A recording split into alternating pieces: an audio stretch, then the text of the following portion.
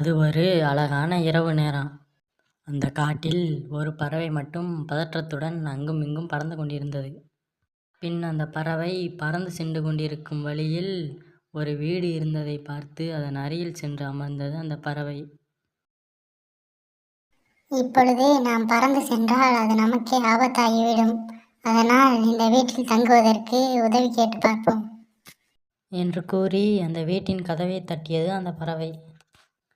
அப்பொழுது அந்த வீட்டினுள் இருந்து 2 காகங்கள் வெளிவந்தது. யார் பறவையே நீ? எங்கள் வீட்டின் கதவை தட்டி ஏன் தொந்தரவு செய்கிறாய்? காகங்களே, ஒரு வேலையாக நான் இங்கு பக்கத்து காட்டிற்கு வந்தேன். அந்த வேலையை முடித்துவிட்டு செல்வதற்குள் இருட்டாகிவிட்டது. அதனால் இன்று இரவு மட்டும் உங்கள் வீட்டில் தங்கிக் கொள்ளலாமா என்று கேட்டது அந்த பறவை. இல்லை பறவையே, இப்பொழுது தங்கிக்கலாம்னு வருவீங்க, அப்புறம் பின்னாடி எங்கிட்ட இருந்தே உணவு கேட்பீங்க. அதெல்லாம் தர முடியாது. அதனால் நீங்கள் வேறு வீட்டை பார்த்து செல்லுங்க. இப்படி காகங்கள் பேசியதால் சோகத்தில் அங்கிருந்து பறந்து சென்றது அந்த பறவை. பின் கொஞ்சம் தள்ளி மற்றொரு வீடு ஒன்று இருந்தது. அந்த வீட்டின் அருகில் சென்று அந்த வீட்டின் கதவை தட்டியது அந்த பறவை.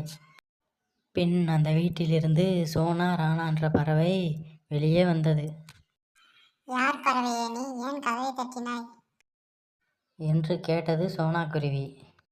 குருவி, ஒரு வேளையாக நான் பக்கத்து காட்டிற்கு வந்தேன். அந்த காட்டிலிருந்து வீட்டிற்கு செல்வதற்குள் அதிக நேரமாகிவிட்டது. அதனால் இந்த ஒரு நாள் மட்டும் உனது வீட்டில் தங்கிக் கொள்ளலாமா என்று கேட்டது அந்த பறவை. சரி குருவி, வந்து தங்கிக்கங்க என்று கூறி அது சாப்பிடுவதற்கு உணவையும் கொடுத்தது அந்த சோனா குருவியும் ராணா குருவியும். பின் இரவு உணவை சாப்பிட்டு அனைவரும் தூங்கினார்கள். மறுநாள் பொழுது விடிந்தது. இரவு என்னை தங்க வைத்ததற்கு மிகவும் நன்றி பறவைகளே. நான் மரம் வெட்டும் வேலைதான் பார்க்கிறேன். உங்களுக்கு ஏதாவது கட்டை தேவைப்பட்டால் என்னிடம் கேளுங்கள், நான் உங்களுக்கு தருகிறேன் என்று கூறி அங்கிருந்து பறந்து சென்றது அந்த பறவை. சில நாள் கழித்து அந்த காட்டில் பயங்கரமான மழை பெய்தது. அப்பொழுது சோனா குருவியின் வீடும் சேதமடைந்தது. சோனா, நமது வீடு முற்றிலுமாக சேதமடைந்து விட்டது. இப்பொழுது நம்மிடமும் கட்டைகளும் எதுவும் இல்லை. இப்பொழுது நான் வீடு கட்ட என்ன செய்கிறது? ராணாஜி, அன்னைக்கு ஒரு பறவை நம்ம வீட்டில் தங்கி இருந்துச்சு. அந்த பறவைகிட்ட கேட்டு பார்ப்போம் வாங்க என்று கூறி சென்றது சோனா குருவியும் ராணா குருவியும். அங்கோ 2 காகங்களின் வீடும் சேதமடைந்திருந்தது. அந்த 2 காகங்களும் சோகத்தில் இருந்தது.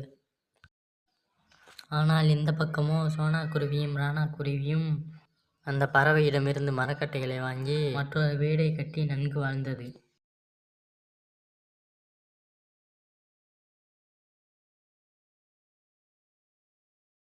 குழந்தைகளா, இந்த கதையிலேருந்து இப்போ நம்ம என்ன தெரிஞ்சுக்கலாம்னா, ஒருத்தவங்க கஷ்டப்படும் போது அவங்களுக்கு உதவி செஞ்சால் அதற்கான பலன் கண்டிப்பாக நமக்கு கிடைக்கும்.